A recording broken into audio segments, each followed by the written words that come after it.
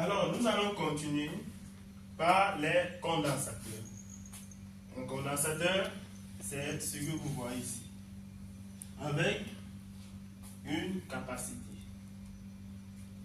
Alors, si on associe deux condensateurs en série, comme ceci, on a C1 et C2, et que ici, on met A et B. Par la suite, on demande de chercher C, A, B. Ceci revient à dire que on a une seule relation. Déjà, on doit noter que lorsque les condensateurs sont montés en série, on calcule la capacité équivalente comme si on était en parallèle. C'est-à-dire, on a C1 et C2 qui sont montés en série. On veut connaître C, A, B. Très facile, on a dit, on calcule comme si c'était en parallèle. Ça veut dire que 1 sur C, A, B égale à 1 sur C1 plus 1 sur C2. Par simplification, on a C, A, B égale à C1, C2 sur C1 plus C2. Si on a trois condensateurs montés également en série, C1, C2, C3 en série, et que ici on met A et B, au milieu, A et C, autant pour moi, au milieu on met AB.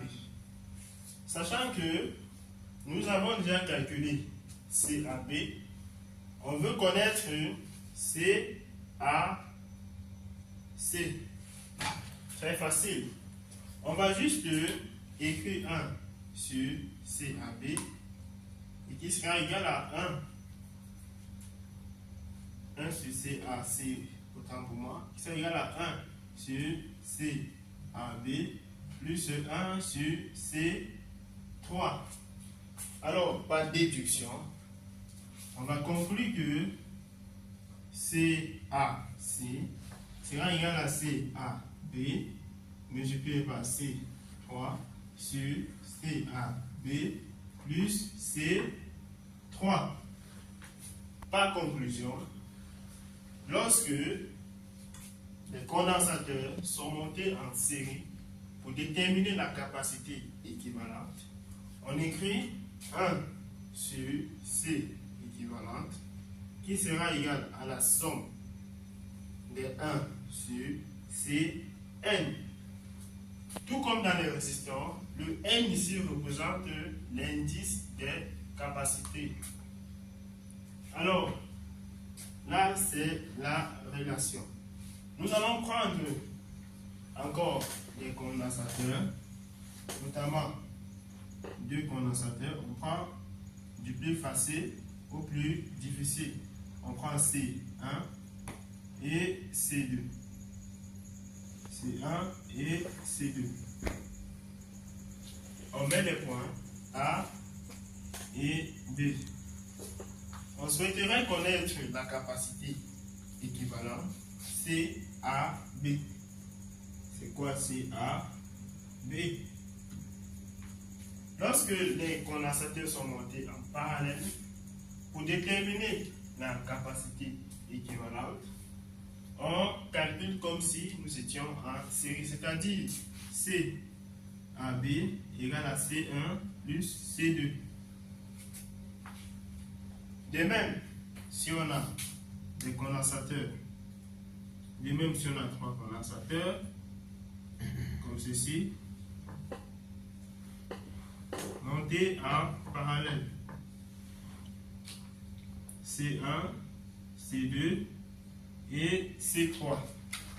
On a les points A et B et que on souhaiterait connaître CAB.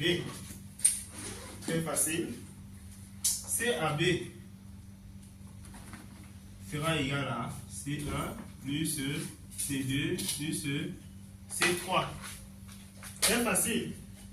On va donc conclure que lorsque les condensateurs sont montés en parallèle, on fait la capacité équivalente qui est égale à la somme des capacités de chaque condensateur du circuit. Donc, somme de C équivalent égale à la capacité équivalente. Nous allons passer aux bobines d'inductance.